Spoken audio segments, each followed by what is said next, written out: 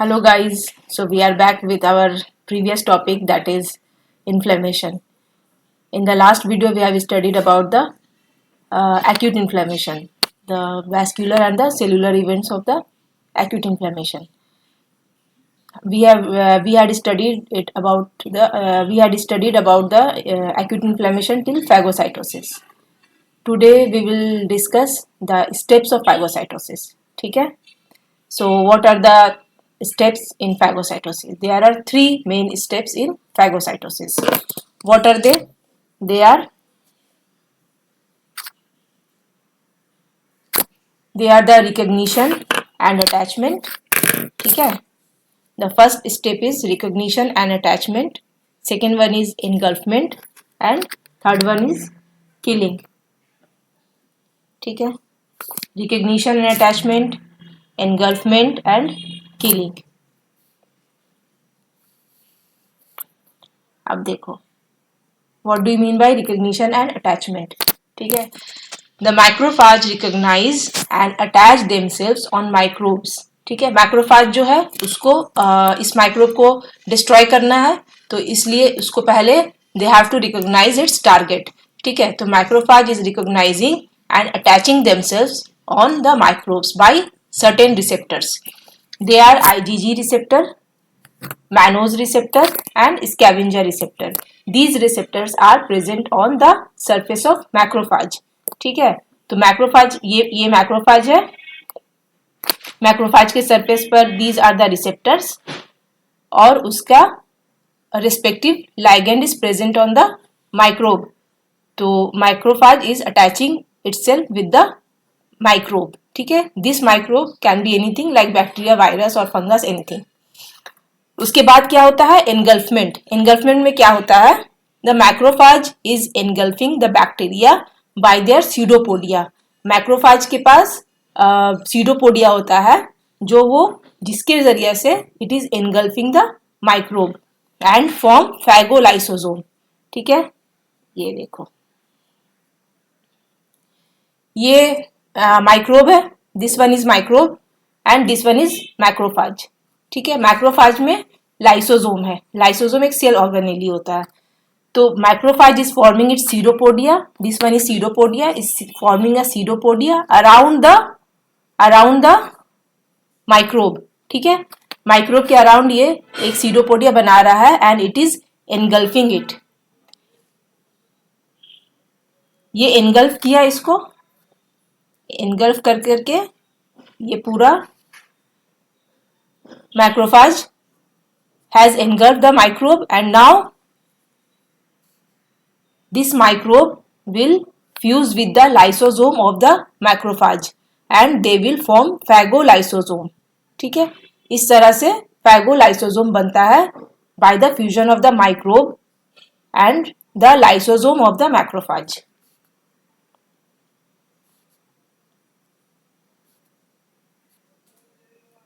ठीक है? ये हो गया एनगल्फमेंट.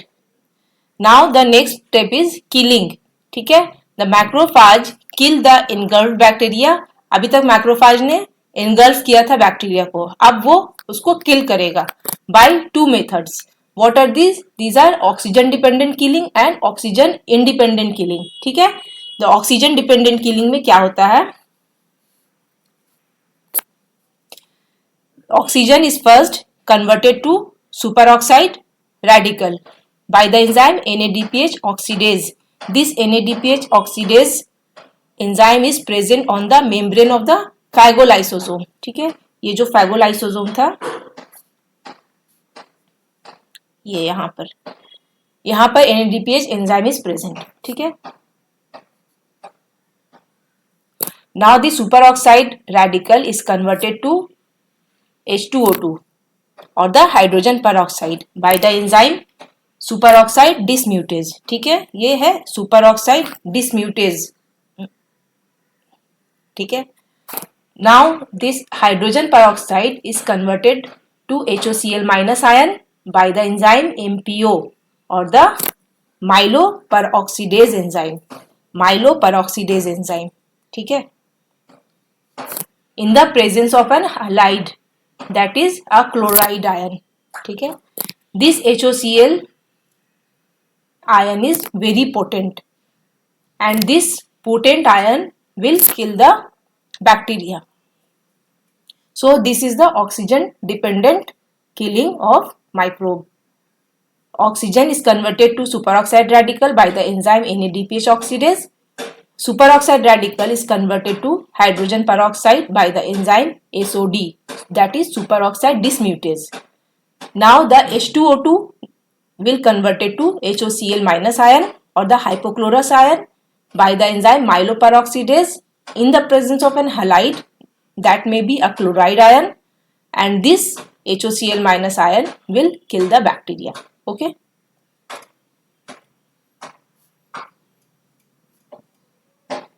Now the oxygen independent killing. वो पहला वाला था ऑक्सीजन डिपेंडेंट किलिंग, अब है ऑक्सीजन इंडिपेंडेंट किलिंग. बिना ऑक्सीजन के भी फैगोसाइटोसिस का जो प्रोसेस है वो हो सकता है.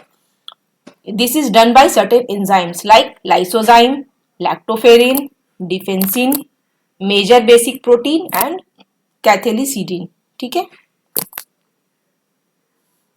ये हो गया process of phagocytosis.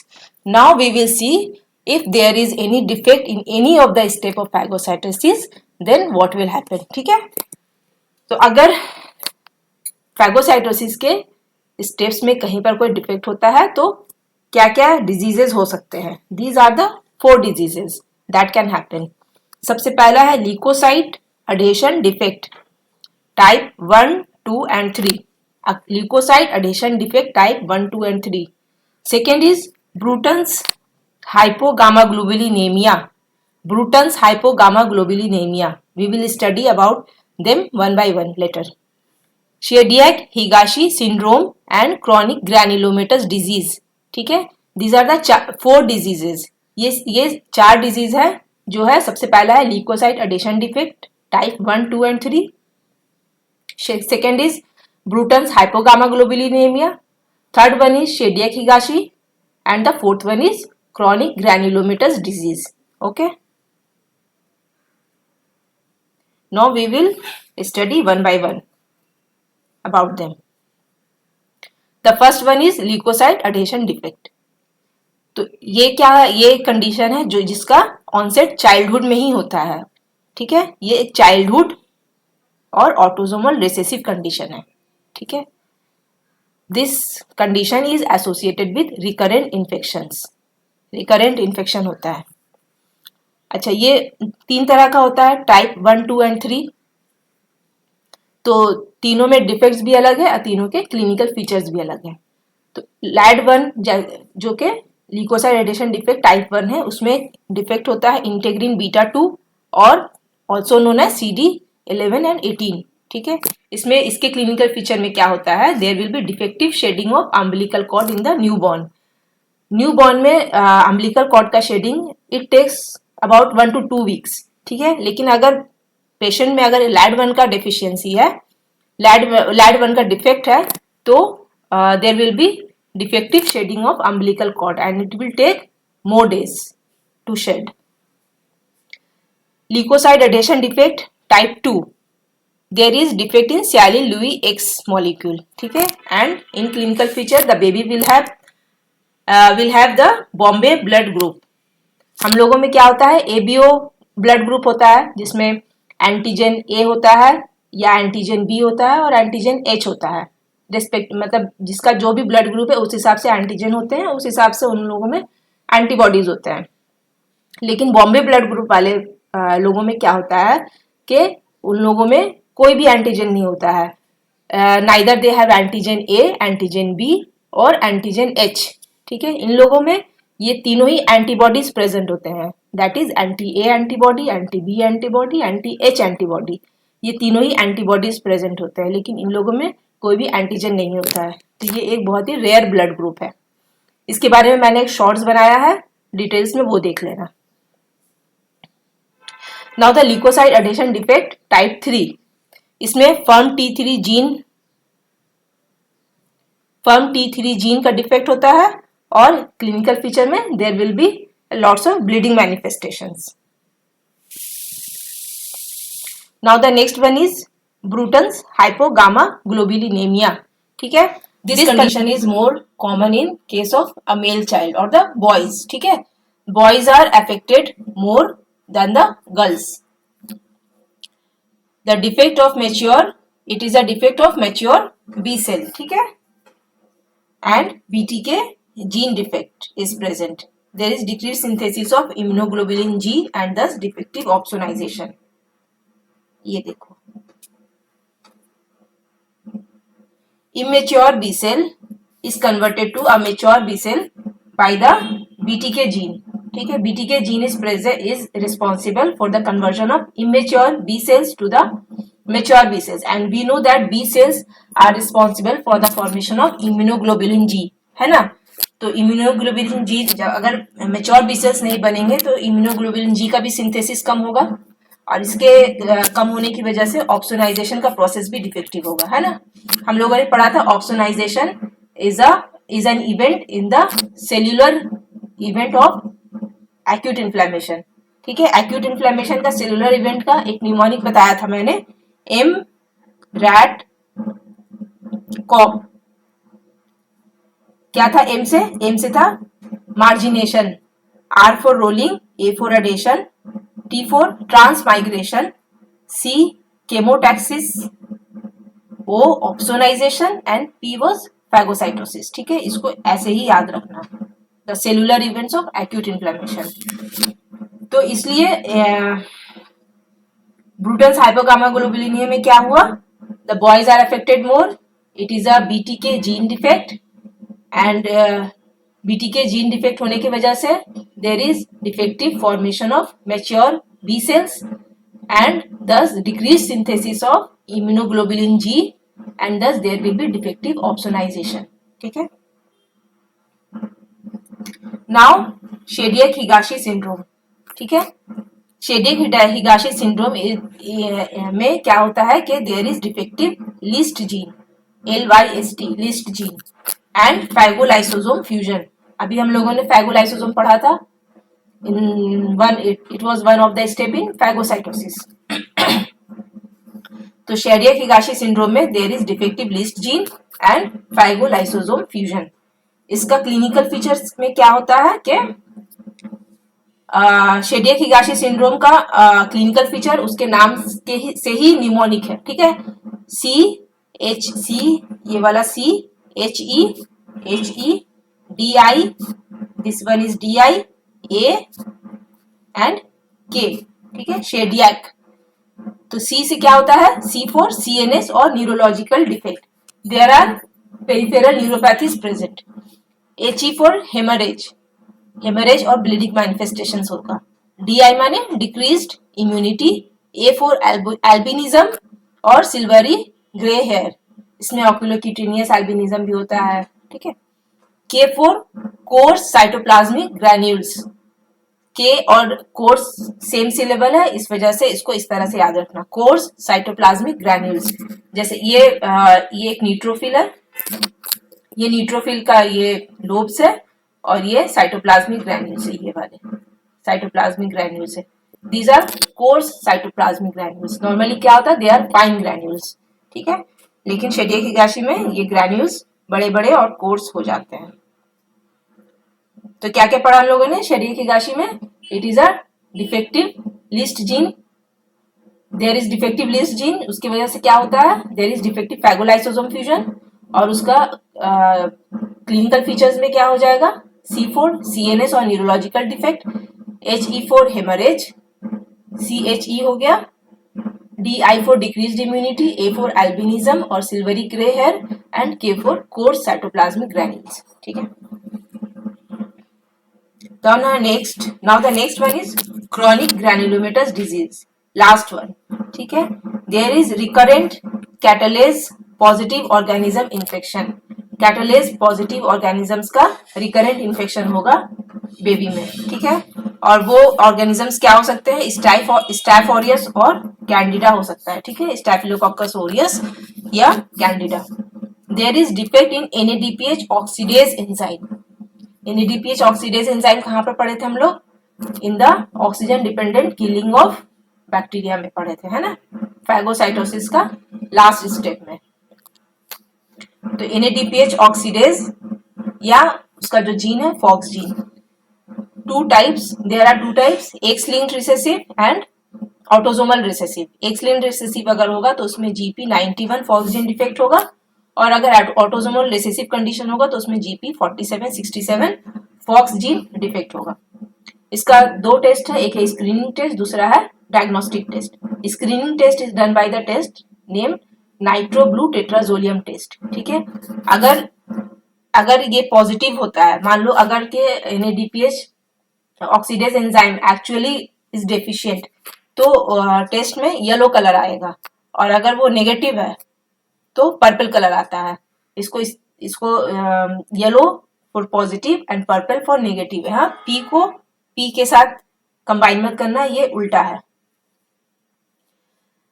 Diagnostic test में दो है, एक है dihydrorhodamine test that is DHR and the second one is cytochrome C test. ठीक है, ये यहाँ पर फैगोसाइटोसिस इज कंप्लीटेड। अच्छा, लास्ट वीडियो में vascular event of acute inflammation में मैंने वास्कुलर परमेबिलिटी एक इवेंट बताया था। ठीक है, वास्कुलर परमेबिलिटी के अंदर भी 5 स्टेप है। ठीक है, वो उस वक्त मैंने नहीं बताया था, उसको मैंने लास्ट के लिए रखा था, तो वो अभी देख लो। Vascular permeability in the vascular event of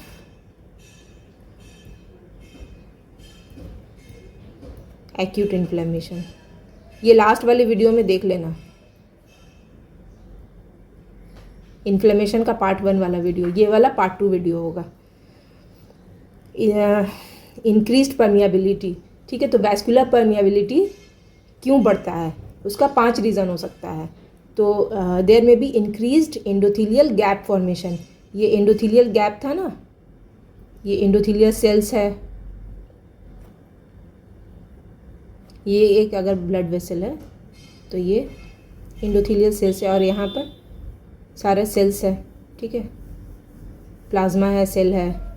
ठीक है, तो ये वाला जो गैप है, दिस गैप, ठीक है,